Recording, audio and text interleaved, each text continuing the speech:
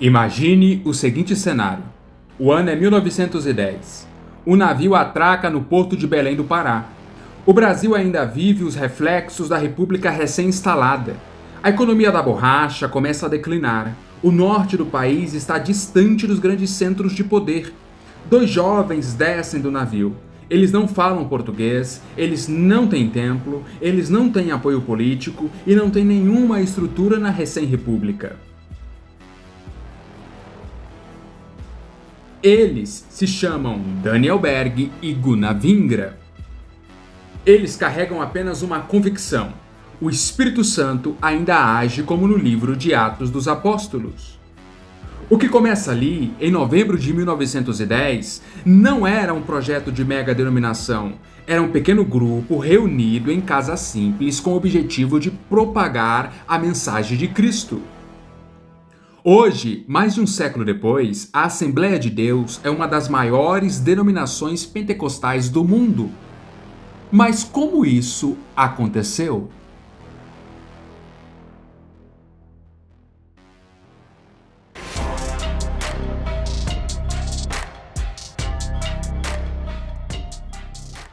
Nesse vídeo você vai entender as datas, os conflitos, as divisões e os personagens, bem como os bastidores históricos que transformaram um movimento marginal em um movimento histórico-religioso gigantesco no Brasil.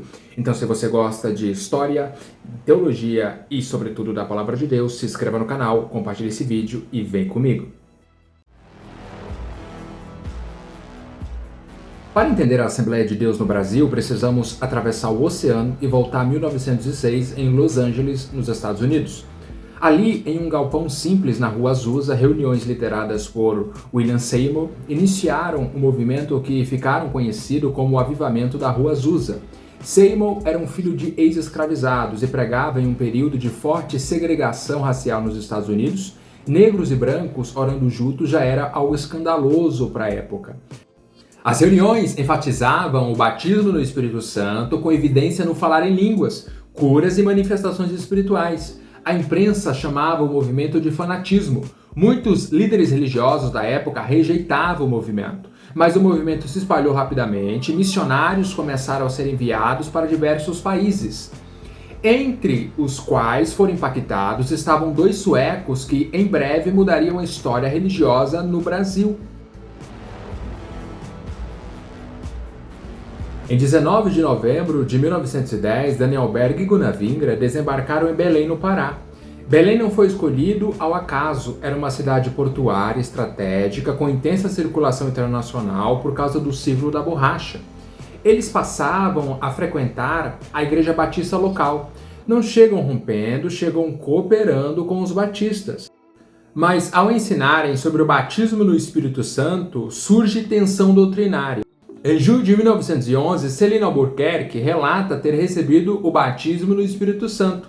Esse episódio intensifica o conflito interno. A liderança batista rejeita o ensino pentecostal, o rompimento se torna inevitável, dado aos ensinos doutrinários de Daniel Berg e Gunnar Vingra.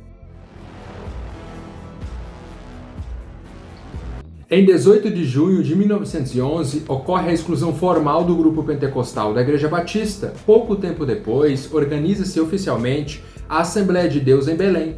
Os primeiros cultos aconteciam em casas simples. A membresia era pequena, a estrutura era mínima, mas havia forte convicção missionária.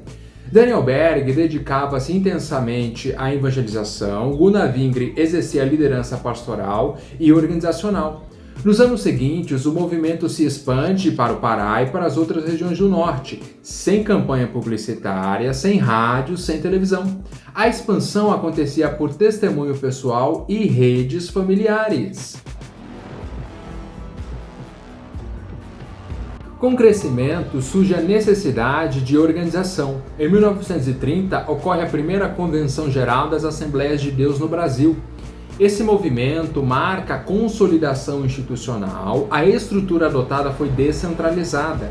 Igrejas locais mantinham autonomia, mas cooperavam por meio de convenções. Líderes nacionais começavam a surgir, como Paulo Leivas Macalão, que teria grande influência no Rio de Janeiro, e posteriormente no Ministério do Madureira. Esse movimento favoreceu a expansão rápida, mas também abriu espaço para futuras divisões administrativas na nova denominação que surgia no Brasil. Durante o processo de urbanização acelerada no Brasil, especialmente a partir da década de 1950, a Assembleia de Deus cresce entre migrantes e trabalhadores urbanos.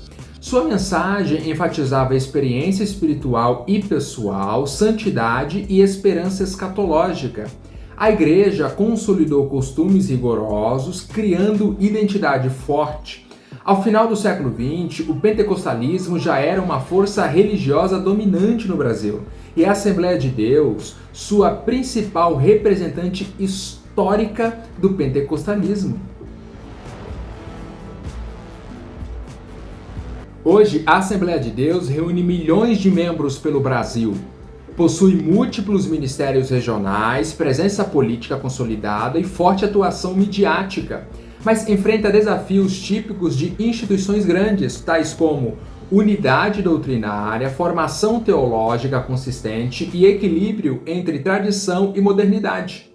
O que começou como um grupo pequeno e excluído tornou-se protagonista do cenário religioso brasileiro. E essa é a força da história. Ela mostra que movimentos espirituais não nascem prontos, eles crescem, enfrentam tensões, organizam-se e redefinem culturas. A história da Assembleia de Deus é parte essencial e relevante da história do Brasil contemporâneo.